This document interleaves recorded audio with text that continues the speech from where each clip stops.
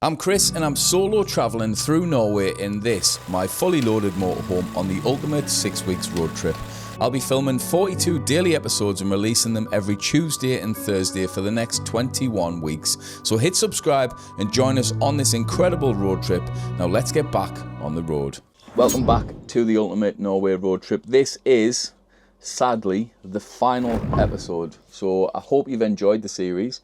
And I hope I can make this one go out with a little bit of a bang. And I thought the plan for today would work best if I try and prove a point that I made a couple of videos ago, which is, yes, you've got places like Trollstig and Geiranger and all the rest of it that are very, very famous, and rightly so. They're beautiful, but especially roads like Trollstigen, they're not isolated. There's many roads like that. So I've found another viewpoint which looks very similar. I was planning on going to it a couple of videos ago and I didn't. So I thought, let's take you to that, see what that one's like, and then I'm going to try and find some isolated, rugged coastline with some incredible views and hopefully a beautiful park up for to spend the night in tonight, and just wing it, really, and see what, if we just drive in a certain direction, see what we find. Hopefully by watching these videos, it's inspired you to plan a bit of a road trip to Norway, or at least consider it. And if you are planning or considering it, then this entire road trip that I've been working on is contained within the ultimate Norway road trip. So it's essentially a route that links up as many of the national tourist routes as I can possibly put on a single route. So you do all of them connected together. It takes you around all the most iconic parts of Norway. This one is split into two different sections. The first section is before you actually leave the UK, so it's got everything that you would possibly need to know if you arrive in Netherlands or you arrive in somewhere else from the ferry, which ferries to get, which operators work on the ferries, your different documents that you might need, legal requirements, insurance, customs regulations, preparing your van, everything, budgeting. It's all contained in the first half. The second half is the route itself, split into 7 different stages as you work from Kristiansand all the way up to Trondheim and back down again. However, if you do want to not stop going north at Trondheim and carry the route all the way up to the Arctic Circle, then we have the road to Lofoten, which is the extension from there up. Again, still using the national tourist routes all the way up to the Lofoten Islands, which is obviously ridiculously iconic, and then back down to Trondheim, where you would pick up again on this through Rondane National Park and all the rest of it. It is a road trip of a lifetime. It is. If you've been thinking about it, go for it. We also have the ultimate Denmark road trip as well, which includes all of Denmark. It's got a circular route all the way around, so if you plan on doing a bit of a road trip before or after you come to Norway, then grab that. The link for all of these is in the description, and thanks to everyone who's already ordered one and the feedback that we've had, because it's been incredible. Anyway, let's sort the van out, let's get the rubbish in the bins, and let's get on the road.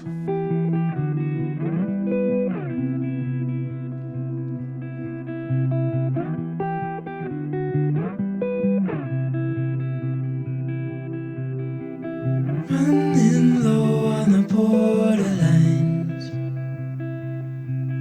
and you tell me that you're doing fine. Morning color lights the hall. To celebrate the conclusion of the Ultimate Norway Road Trip series, I thought we'd do a bit of a giveaway. So in this giveaway, there will be 3 different prizes up for grabs.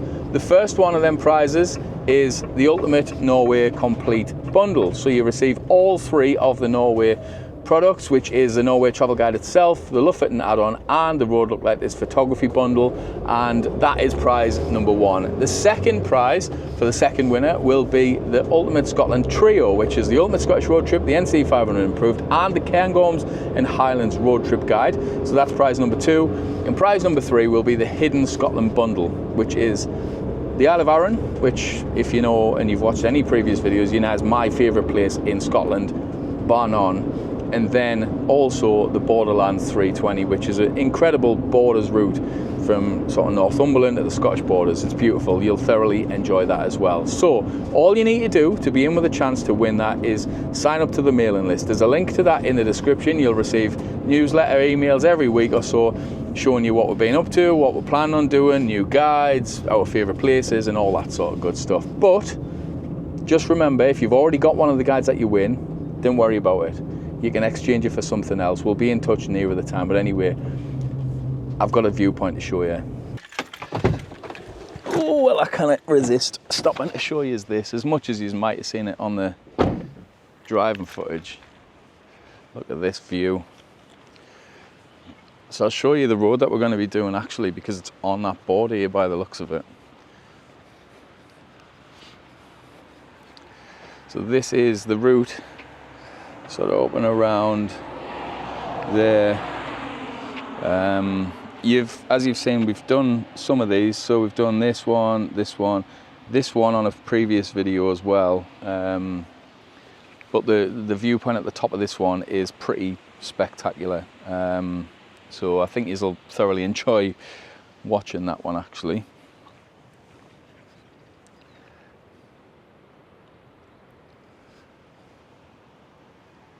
And I mentioned this in a previous video actually, but I think when you've got the clouds and a little bit moodier weather, it feels a lot more Norwegian than it does otherwise, I think.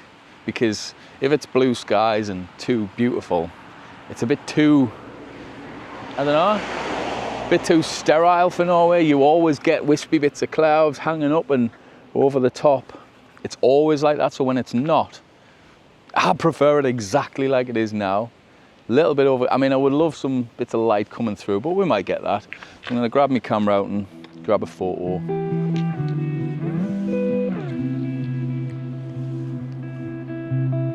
Very beautiful, but as you well know by now, this type of honeypot photo isn't my thing.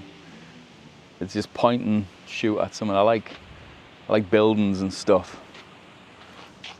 Anyway, well worth the stop, very nice. Let's push on. You can see the waterfall, so there's a little one up there, there's another one up there, there's another one up there, there's another one up there. When it rains, everything turns into a waterfall in Norway.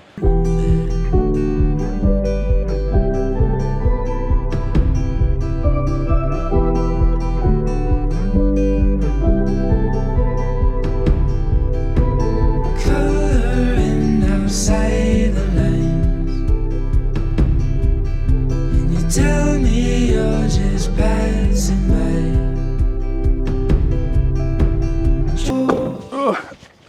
So I've been parked up here for about 45 minutes while I've been on the phone sorting some business things out, and actually I thought I'd show you. Look at this. So there is a waterfall back along the road here, or a river, which is pretty aggressive. Like the little midges and butterflies that are biting us in this little section. And I thought I'd walk along and show you it. It's a pretty aggressive river coming down here actually. I'm not sure why it's so fast, but I thought we can have a little look.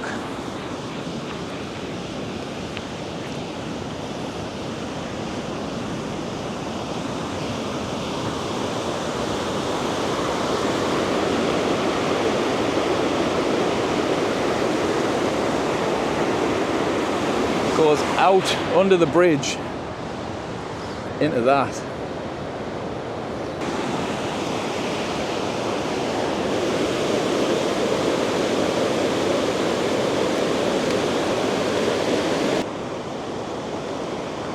That is an insanely fast moving river down there.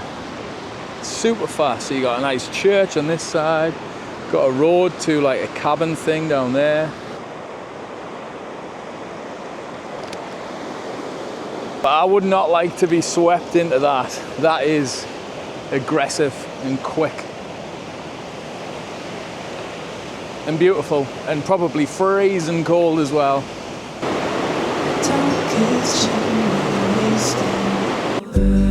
No place where the sun shines every day. So come with me, I'll take you there. I'll take you there. Well, there's another waterfall before we even get where we were planning on going, so I thought I'd stop. I was going to drive past, but I thought I'd stop and we'll get out and show you. A lot more flies and midges and black fly and that knocking around up here. This bit's probably covered by snow for most of the year, So when it's not, they all come out to haunt you. So this waterfall is called Lickholefossen. That might not be how it's pronounced, but that's how it's spelt, and I'm not even joking. But we'll see how dramatic. I mean, I saw some of from the road. It looks like there's a bridge across it, which looks pretty beautiful. And I've got no doubt it will be. I'm trying to walk faster just to stop the little flies from keeping up with us, because there's a few of them knocking about today. I think because it's been wet and raining for the last few days, which is one of the reasons why the waterfalls are so massive and swollen again. Now that it's not, the little flies are out. You can hear it. Hear it already.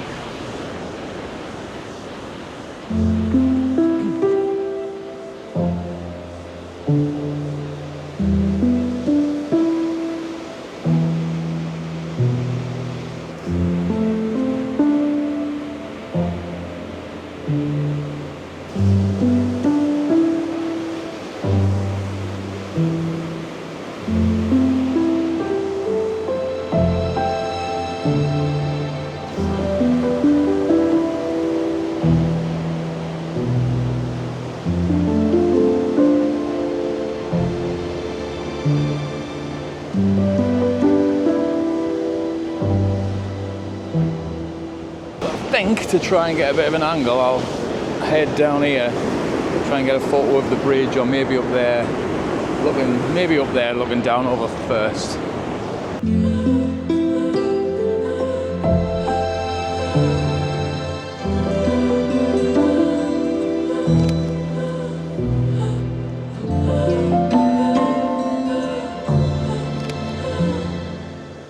How crystal clear the water is from there down, and then just goes nuts down there. Look at that though.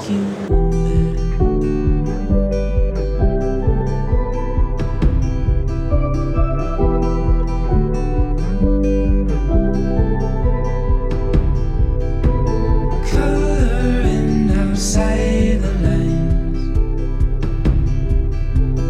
and you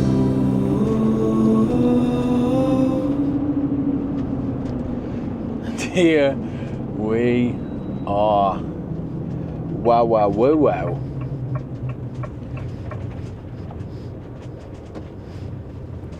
People just abandoning cars all over the place.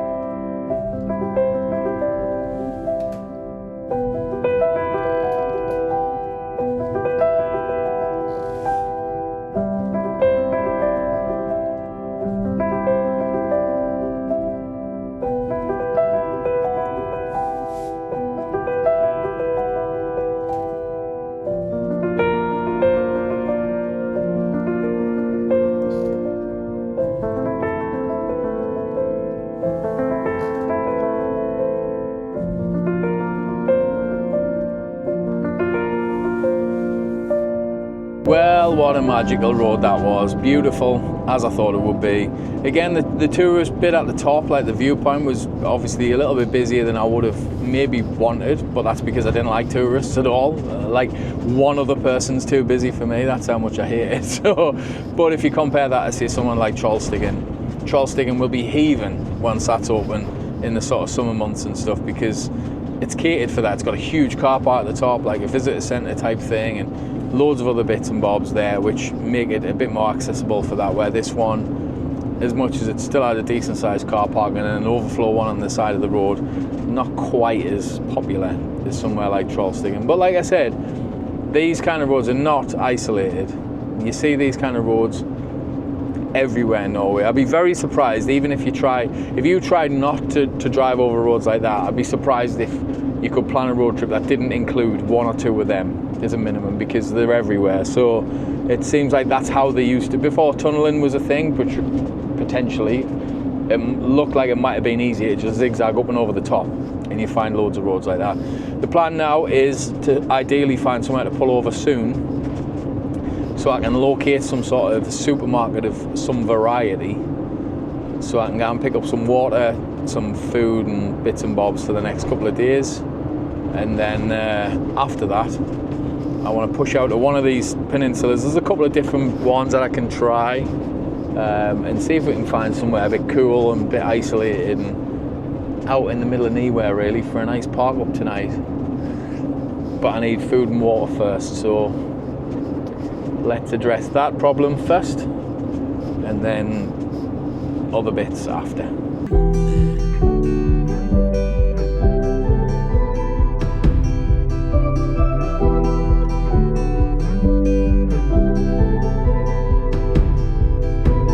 Coloring outside the lines, and you tell me you're just passing by. Drowning in your reasons why. Talk is cheap, but we're wasting time. So hold on to all that feeds your soul. Take you there, I'll take you there. I just slipped into a nice tiny little town where I had a co-op. Bought myself some water, some chicken, some scran, and some beef looking, like steak skewer looking things, which might be nice, but I'll probably end up overcooking them and they'll be rock hard, but at least I've got food. So now we are heading west. I was expecting to be able to get to the sort of peninsulas that I fancied looking at, but based on the fact it's already 3 o'clock and it's another hour just to get to the ferry terminal. That's the thing, even now I still misjudge the time it's going to take to get from one place to the next in Norway. It's such a vast country.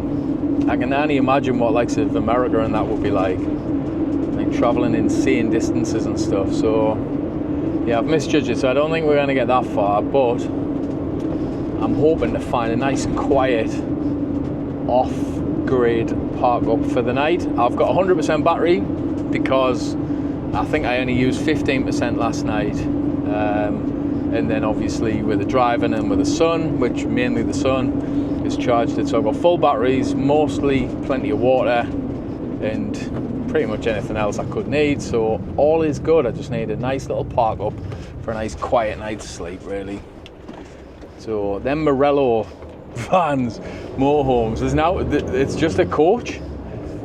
Like, I think I mentioned it earlier in the series, because I've seen a few of them, to be fair, the big massive things. And I went to go in one at the motorhome show and it was like, no, you need appointments only and you can't have a look around, you're not worthy, blah blah blah. But I was dying to have a little look inside because it's huge, so I would just presume inside it's enormous. But yeah, they're a big old thing. To be fair, I think if I was in America or somewhere, hands down, perfect decision. I don't know if I would be chew driving one of them around here. We've got toilets in a scenic picnic area in 5 kilometres. What could that be? We do not know. It could be beautiful, it might not be that beautiful, it might be too close to the road, or it might be far enough off the road. I do not know. But we'll have a look, and that could potentially be the final park up for the Ultimate Norway Road Trip series. It's here. Can we stay here overnight, or can we not? Because this looks a little bit too nice to stay overnight at, and it's next to people's houses, potentially.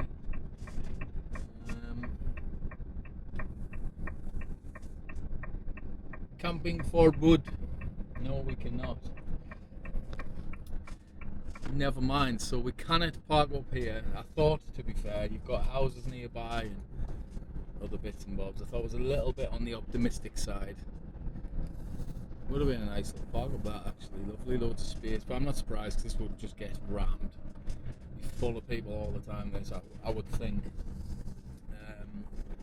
So, onwards we go.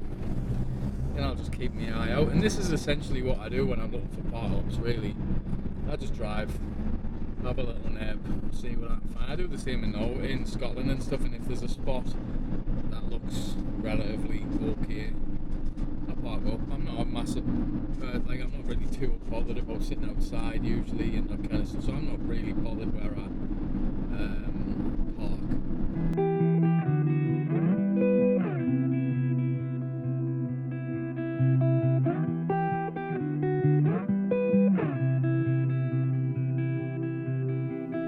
Running low on the borderlines,